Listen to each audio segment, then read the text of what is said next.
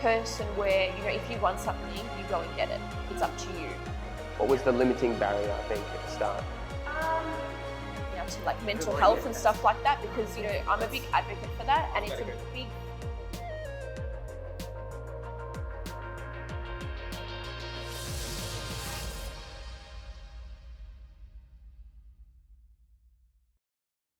Welcome to the OutliersCast. This is my first podcast, and we have a lovely guest today. Her name is Fiona Burgueno from Cost Less Décor Blinds, and yeah, she'll probably be able to introduce herself a bit better. So yeah, take it away. Thank you, Luca. Thank you for having me today on your first podcast. It's also my first time podcasting, so it's quite exciting. I'm a little bit nervous, I'm not going to lie, but that's okay. We'll ride through it. So yes, as you mentioned, my name is Fiona Burgueno. I am a mum of a 2.5-year-old to little Analia. Perfect. And I am also a wife to my husband Nicholas Burgueno. Yeah. How did you get into the Cost Less Blinds then? Like with Nikki now, and then So my father-in-law, Nicholas's dad, Robert Burgueno, is the founder and the director of Cost Less Décor Blinds, which is I would say, close to 33-year-old business now. So it's a family-run business of 33 years. And I got into this industry. I was dating Nicholas, and I was, you know, working 3 jobs as well as going to uni. So I was studying a Bachelor of Sports and Exercise Science at uni. I was a full-time nanny. I was working at Maya. And I was also working in another women's department, which back then was called Metallicus. So I was juggling, you know, all these jobs. Just trying to find your foot in something. Trying to find my foot, like while I was studying.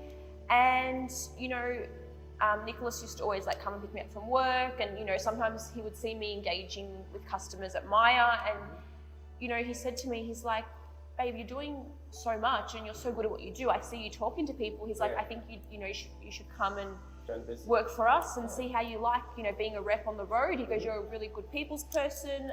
You're fantastic at sales. He goes, you know, you're getting paid by the hour. You know, why don't you expand what you're good at and come and try it out? So, you know, I was open to it. And he goes, you know, have a chat to my dad. So I remember saying to Robert, look, I need to have a chat to you, like, can we go for lunch? And I think at that point he was like, what's she going to tell me? Like, is she pregnant or something big, what's the go? Like, I don't really think he was expecting that. So we went up to 400 Grady in Essendon, and we sat down and we were just having a chat. And I said, look, Robert, I would love to come and work part-time on the road and do some repping. Not even skip casual? Straight to part-time, Straight to part-time. It was good because I was at uni 2 to 3 days a week, and I could juggle like online lectures. Obviously with being on the road, it's quite a flexible job being a sales rep.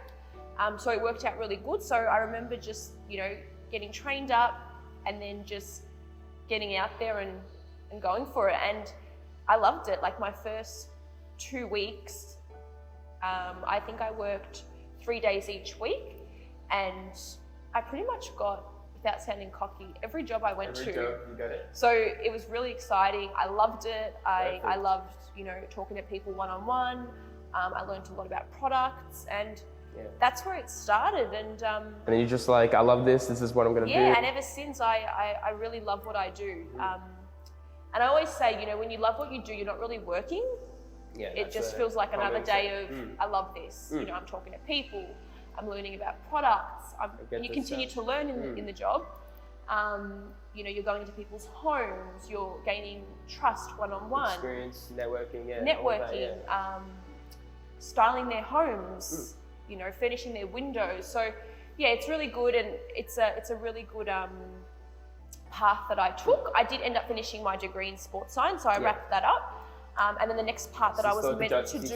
You still have to juggle both of them at the same time? Yeah, still juggle both. So yeah, graduated. So you're still working. And then I was going to go in to do my Masters of Teaching, so then I could, you know, teach science and PE. But I didn't go into my master's because at that time, once I graduated, Nicholas and I were engaged, and then, you know, we knew we were going to get married and we wanted to start a family. So I just thought that, you know, sticking to the family business was what I wanted, what I enjoyed, better time management, also long-term with like having more kids. I think it's, you know, really good. And at the end of the day, when it's your family business, you just put in your all. You know, you want to make it the best of the best. You want to grow it every single year. And you just want to make it the best out there. Yeah. That's really good. So that's the story. That's like, it's crazy. It went really fast, but that's over like how many years? 4 or 5 now years? this will be my 7th year on the road as a sales rep. On the road, Yeah. I like that, on the road, just like going to get the quotes and. So when you dropped the sports science to take it more serious to the family business, did you find that there was a big challenge in the beginning that like kind of stopped you from getting that good momentum, and then you picked it up obviously now, but what was the limiting barrier, I think, at the start? I think because I transitioned, so I was at uni doing my degree, but I was also still working. I had started working at Cost Less Décor Blinds. So when I had wrapped up the degree, essentially I had then had more time on my hands. So, you know, I made that decision to then stick to this full time. So then once the degree finished and I, you know, graduated in December, I straight away started 5 days of being on the road and being a rep. So it was like hardcore, straight into it, full time. And, you know, really good results were coming in. I was, you know, so you were just I was seeing good results. I was, you know, I think what's like from a very young age, I'm talking, you know, 15 was my first job. I used to work at My Chemist in Moonee Ponds. So I was, you know, stacking shelves at the front register, helping people, talking to people. I've always been very driven. And even in those little jobs you were taking. Little jobs, exactly right. And even like before that, before I even had a job, I've always been that type of person where, you know, if you want something, you go and get it. It's up to you. You know, I'm not gonna get it off my mum. I'm not gonna get it off my dad. I don't mean materialistic wise or money or anything like that. I mean that even just the small things like, you know, getting a task done. I have to do it. I can do it. That was my mentality.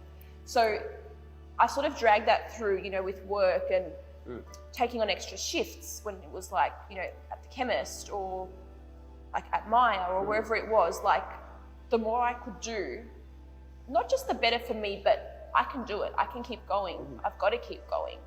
And I think that's just what gets me through. Like I'm the type of person where keeping busy is good for me. And in all aspects of my life, you know, having a routine and keeping busy is what makes me a better person, a better wife, a better mum, a happier person, better for everyone around me.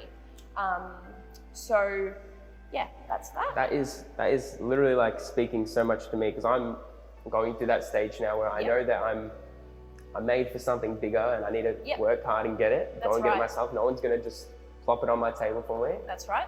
And that's why, I've been focused on just working as hard as I can every job, getting as much experience as possible. That's it, Because I'm learning now. Correct. And that's why when you said to me before, you know, I'm working 3 jobs, I said to you, you know, you remind me so much of me at your age, because I was the exact same. And all that experience you can get is so valuable, because, you know, you'll take something from something you did, you know, 3 years ago, 5 years ago, and you've just learned over the way. Like I said earlier, I'm still learning. I still go to customers and, you know, here and there, I'll deal with people that like, I haven't really dealt with before, or, you know, their persona's a little bit different. But you sort of learn how to engage with them, how to break the ice, how to open up a little bit with them. Then I've got some people that you walk in, how are you, Fiona? You know, come in. They're so welcoming, so nice. You get that relationship straight away. But this is all the stuff, Luca, that you'll learn in time. You're going to experience so much. You're going to experience different people. You're going to experience different challenges. I still experience them. I think your whole life you're going to experience them. People think it gets easier when you learn from them. You just get better at dealing with them. That doesn't get easier, it just gets better at doing. And, you know, like I said, I'm still learning. You know, I'll still sometimes, you know, go to Robert and I'll say, look, Rob, I need help with this, you know, external awning job. I don't understand how this and this is. Or if I'm on a job and, you know, I don't understand how something will fit, or if it's a tricky window, or the mounting's tricky, like the plaster, or like...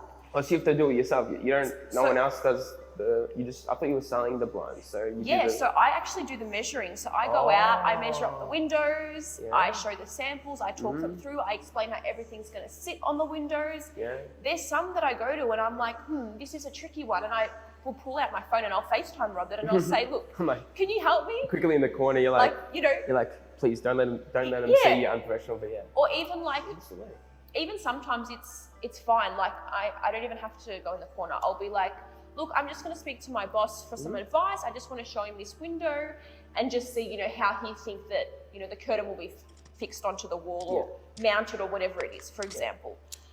So, I'm still learning, and that's an example where it's a challenge that I've got to, ask him for help. Yeah, I like it. You take the challenges head on, but you don't like just give in and be like, oh, I can't do it. And that's the other thing. You should never be embarrassed of not knowing something or facing a challenge. You're always going to keep learning in life. I know, even this podcast. Even as parents, like I'm still learning. My daughter's only 2.5, but I hear, parents to 18-year-olds and they're still learning because it's their first time that their child's 18. By the 3rd and 4th, they're probably experienced, but then, hey, every child's different. They'll still be learning. So you're learning your whole life.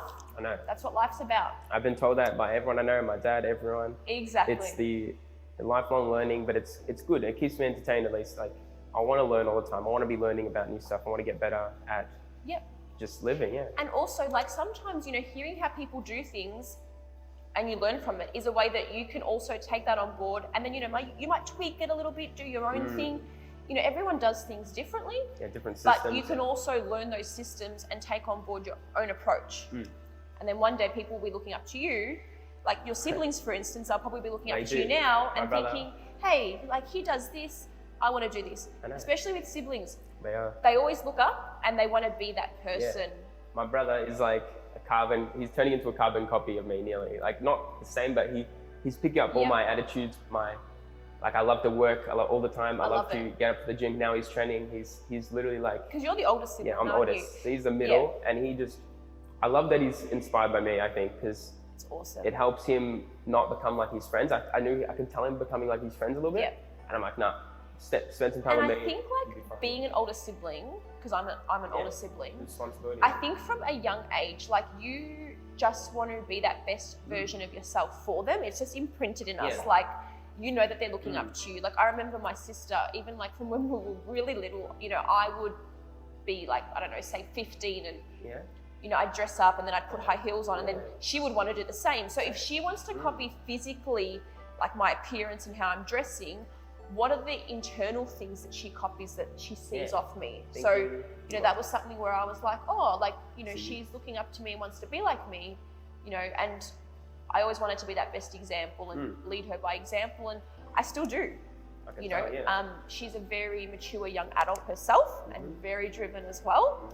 And, I learn off her and she's younger. So yeah, because everyone has different life. Everyone goes different paths, so they learn different stuff in that avenue. And you bounce off each other, which is great. Yeah, that's amazing because, I can relate to that so heavily. Like my whole family, I feel like I need to be like, not like a parent, but like kind of guiding them the right way and being so respectful with everyone, just being the best person. So they're not thinking they need to be another way. Like they're not learning from a bad influence. I'm gonna be the best influence possible. And that's fantastic that they have that, and the same thing, like, one day when you become a dad, you want to be your best example for your children. And it really changes your world and it just aligns you in a whole different perspective. Like, it gives you that purpose, that drive more than anything. I think. That my daughter is at an age where, her brain is like a sponge. She does things that I do. She's copying words. This is where, she's looking at me and Nicholas and how we are. She's so loving and she gives so much affection, and, that definitely comes from us. From seeing especially Nicky. He's very affectionate and loving. Good. She's picking up on that. So I think that's where it takes me back to, what we do is what she will do. And that's why you've got to be that best version of yourself, be that role model, be that best friend to them where they can come to you, even if they've done something wrong.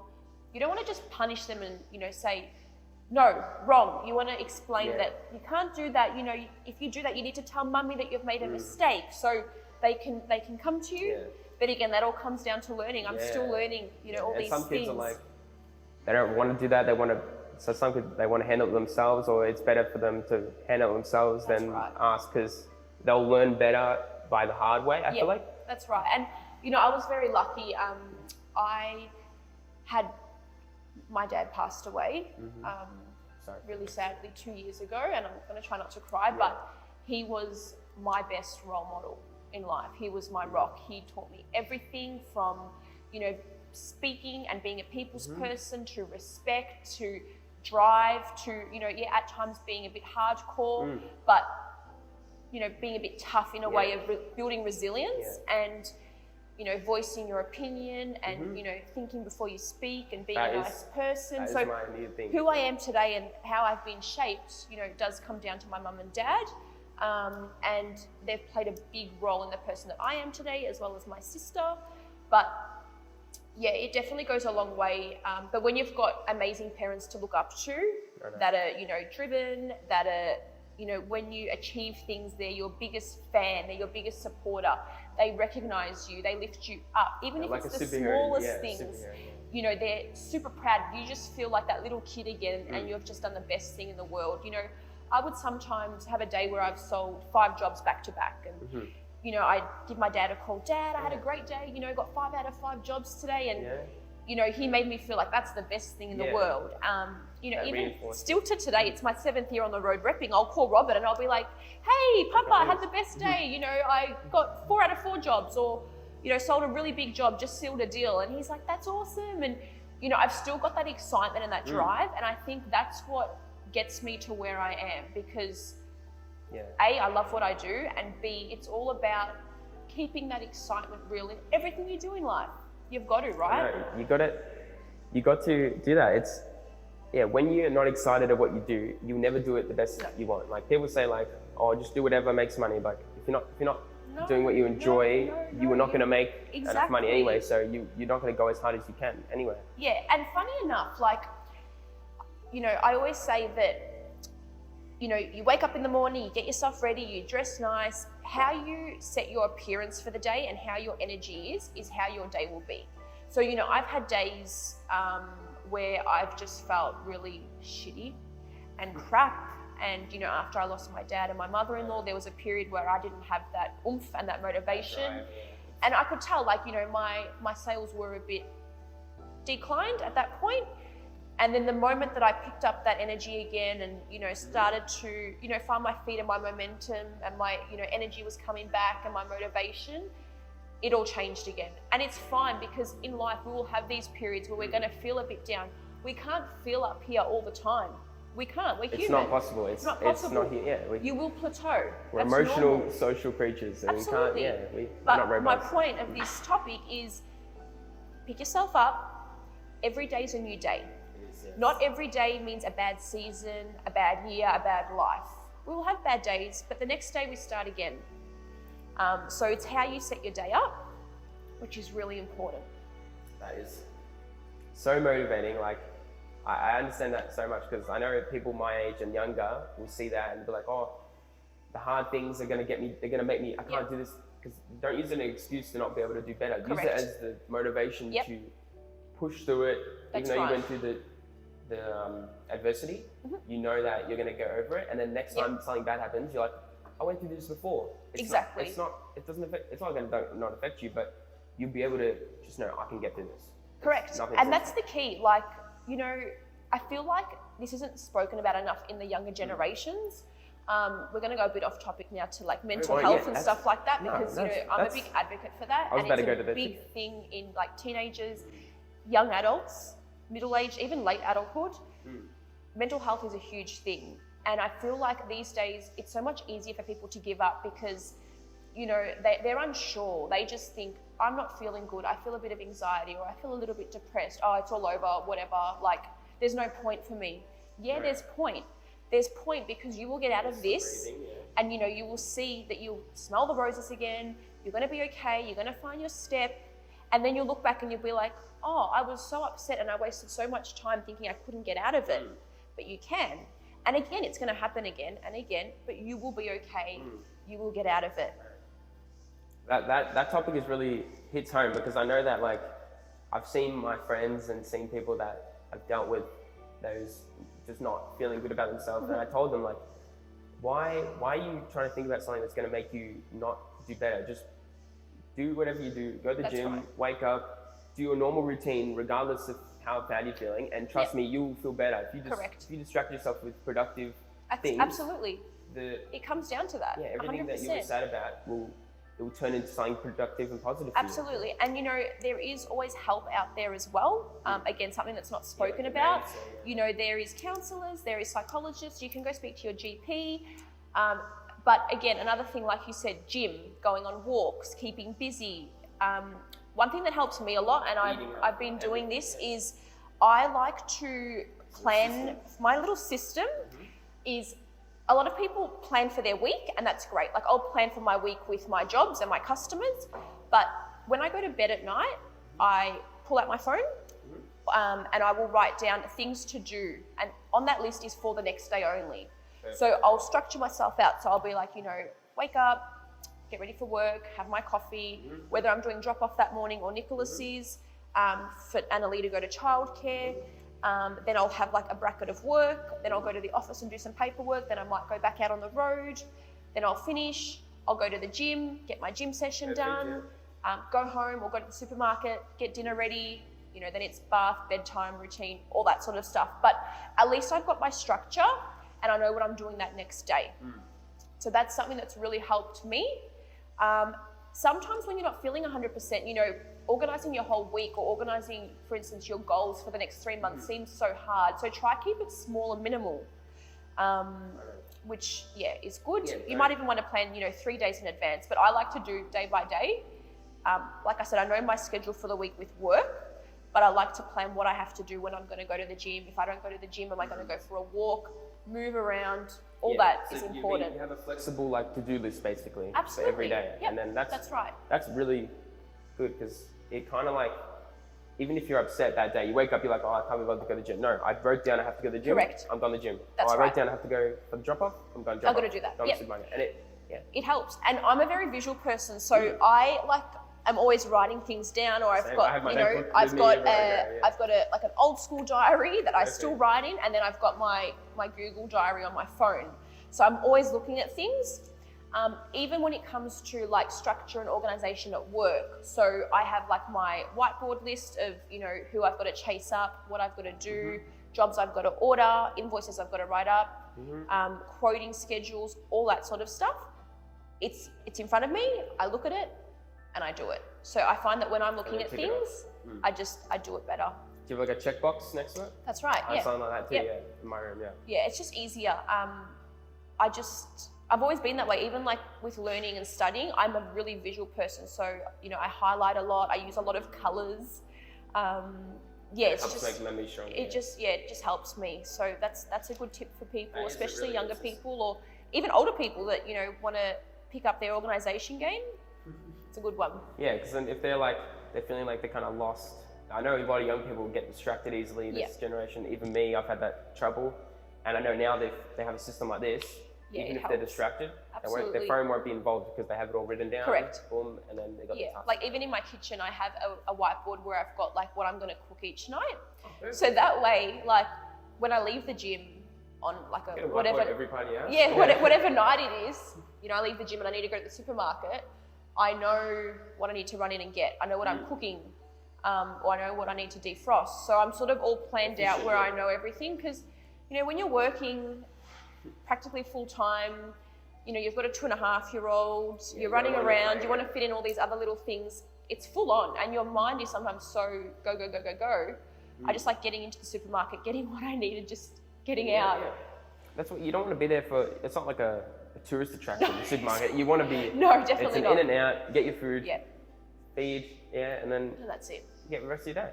Yeah. That's amazing. I know that people my age will be taking this on board. They're going to be writing this down. They're going to be like, okay, now I'm 16, 15 in high school, but like maybe I can put some good routines in place. Absolutely. So when I'm finished school, Yeah, or even during, like yeah, even, you know, through exam period, That helped get me them too. whiteboards out.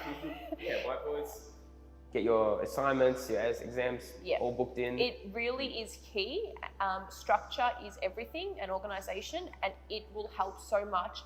You will just feel better because once you see that you've checked off those lists, it's like, whew, now I can do what I want. Now I can, you know, go for a walk. Now I can, I don't know, if they like computer games, now I can jump on the computer and play a game, or I can go out with my friends, or, you know, I can go to that party on Friday because I've done everything, or whatever it is. Yeah, you I'm just plan your using an rewards example. for your hard work. Correct. That's what you do. So like, instead of working 6 hours of distracted on your phone, 2 hours of good work, then the 4 hours you can go out with your friends, or That's what right. you said, or a movie, or anything. Yeah, whatever it is. Yeah. Yeah. That's perfect.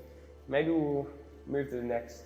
What was the idea? Maybe we'll talk about like Robert's. Yeah. If you know, like Yeah. from speaking All with right. him, and for what was Robert's idea first starting out, or was it always blinds? So when he started I the know business? that Roberto was at the very, very, very beginning, like back when he was younger, he was not in blinds, he was spraying cars. So something like completely different. And then I believe he got into furniture sales, and he was really, really good at sales, really good. So similar to my story, like I was at Maya and I was, you know, really good at selling, same as him. Then he got into a blinds company. I think from memory it was called Luxaflex. So he was, you know, a sales rep for them, and again, really good, fantastic at sales. People loved him, great at what he did. People person, yeah, You know, I could tell. really big people person. I met him a couple of times, but he's Yeah. always so nice. Exactly. To me. And in this job, that is key. In life, that is a really big key, being a people's person. It takes you a long way for any career, but especially sales, it's a big key factor. Yeah, because and you're literally talking he's a huge and people's selling. person. Yeah. People are drawn to him. You know, he's got a really nice charisma to him, really warm. So yeah, he did that, and then he went out and he started by himself. So that was, Nikki's 30. So I reckon 32, 33 years ago, I would say. And at that stage, you know, it was different to how it is now. Like now, you know, we've got social media, we've got 6 sales reps, we've got 5 fitters, we've got Sylvia in the reception. You don't have a team, you You just know- have yourself, and that's it, Yeah, now we've got that team, but back then it was pretty much just him. So, you know, he's on the road from early AM till late PM, back to back with jobs. While he's going to jobs, there was no navigators back then. He's pulling out the mailways, reading how to get to jobs, The calling in direction. customers, trying to seal deals while he's on the way to a job, you know, organising orders. So he didn't have someone in reception doing that. He did that all by himself. And I believe it was like that for a very long time. I would have built like a lot of experience, resilience, and like, That's right. And, Right. you know, funny story, but I go to customers sometimes and they've got blinds up and they're like, you know, does Robert still own the business? And he did these blinds, you know, 28 years ago. And I'm like, yeah, like, Probably knows you know, everyone in the whole Melbourne, yeah. Rob still is in the business. That's my father-in-law. And they love to hear it. They love that it's a family business, that, you know, it's still within the family. And a lot of our work does come down to, you know, word of mouth referrals over years. It's people coming back or people talking about us and have been referred to us. So it's really good that it's established to that now, you know, after all them years. But back to Robert, yeah, so he started like that. Kathy, his wife, my mother-in-law, was doing all the accounts. So she did all the account work, yeah, and then all the finances, and, you know, he was out on the road. Mum and dad, yeah. Yep. So finances they and all were, that. you know, they were a really, really good team, and they've both put in super hard work, and, you know, it is where it is today because of both of them. So, yeah. That is amazing. So, from spray painting cars Yep. to selling the blinds, and then in between he went from job to job, learned that experience, Yep. sales, and then he knew that he was like, oh, I'm a professional salesman. He's working for a blinds company, Yep. and then he wants to do it himself. He's like, no, I can do it myself, and he did. And he did it. He took that That's- step, and now 32 years later, you know, a really well-known, established, family-run business. That is amazing. That's exactly what I'm inspiring to do Yeah, too. it's great. You know, I'll sometimes go to, you know, events with my husband and we'll be talking and, you know, what do you do? And we explain and they go, oh, I actually had my blinds done from Cost Less Décor Blinds. And it's like, so many people know of us. So many people go to us, call us, have heard of us. So it's really good. Yeah, because you get that trust in the community where like everyone knows you, So- and they tell their family. Everyone has massive families, so they're just like, Yeah. oh, you got those blinds? Oh, I know a guy that That's does it. And it those just permanent continues. blinds. It continues. It He's continues. such a legend, Rob. He's a legend. Yeah. You got to get him. Even like it's my 7th year, but I've had so many referrals where people are referring me, or people that are coming back, previous customers. My clientele's really building up, where I've had a lot of.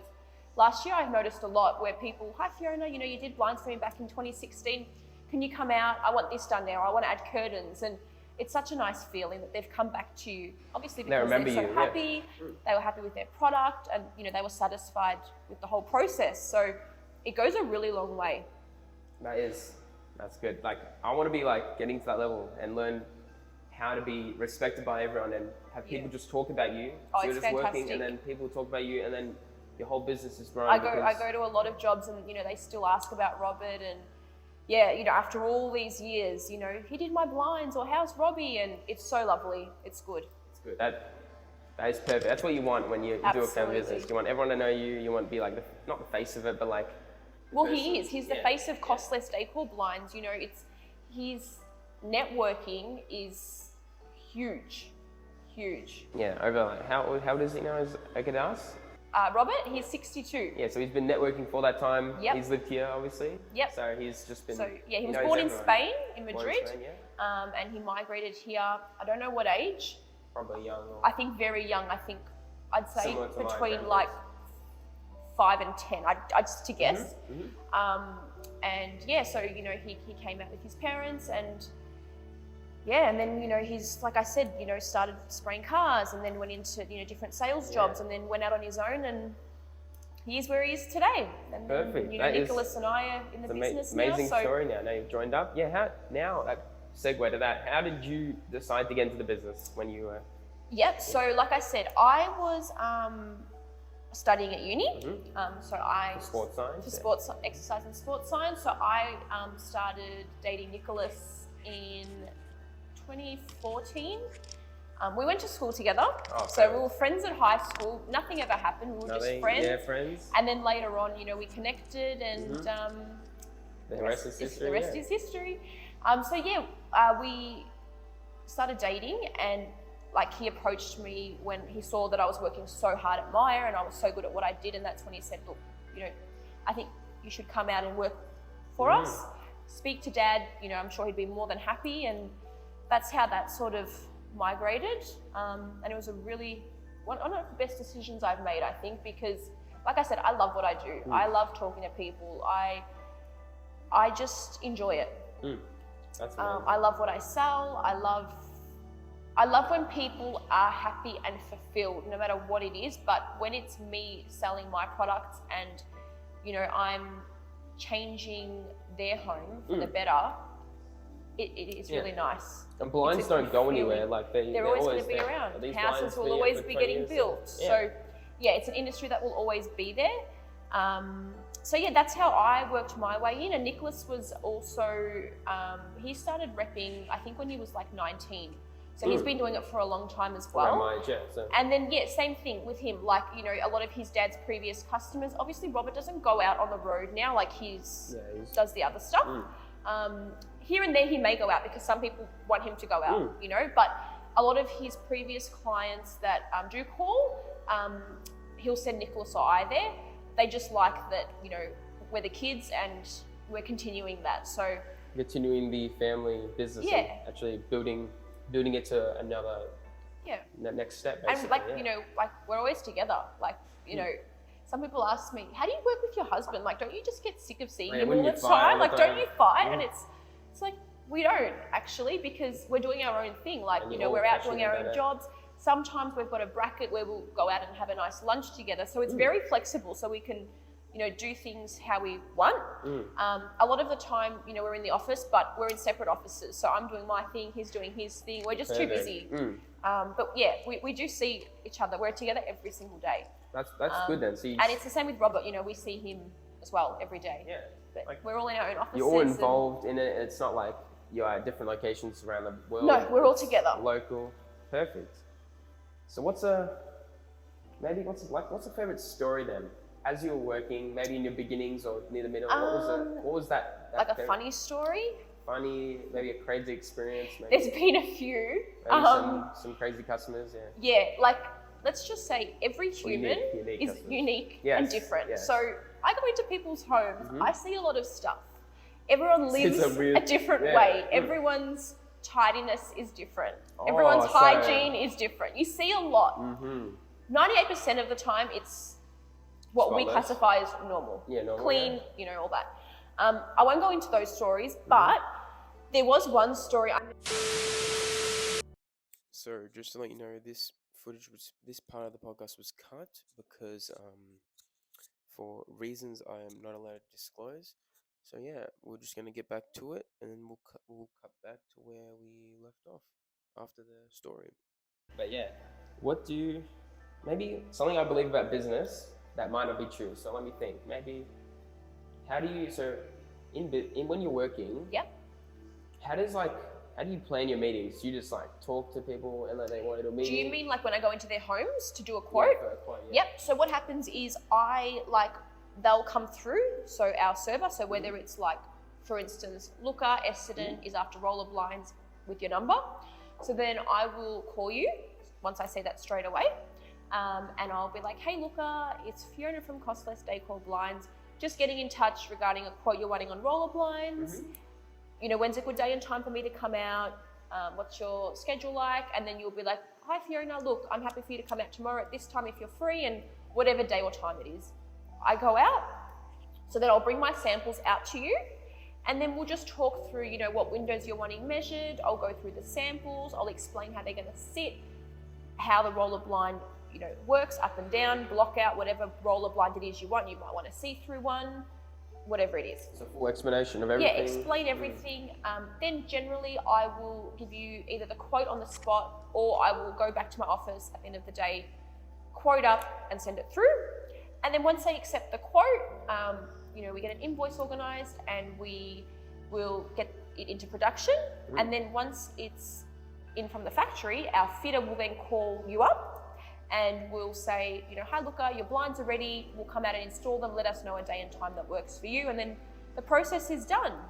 Perfect. So you go in, you explain it, then you book it in after ordering them, and then you find a time that's good for them, and then when they're not home maybe? Or... Yeah, it's a really smooth process. Some of the jobs do need to get check measured. It depends on what they are, like the plantation shutters get check measured. But everything else is very much just we order it straight away. Perfect.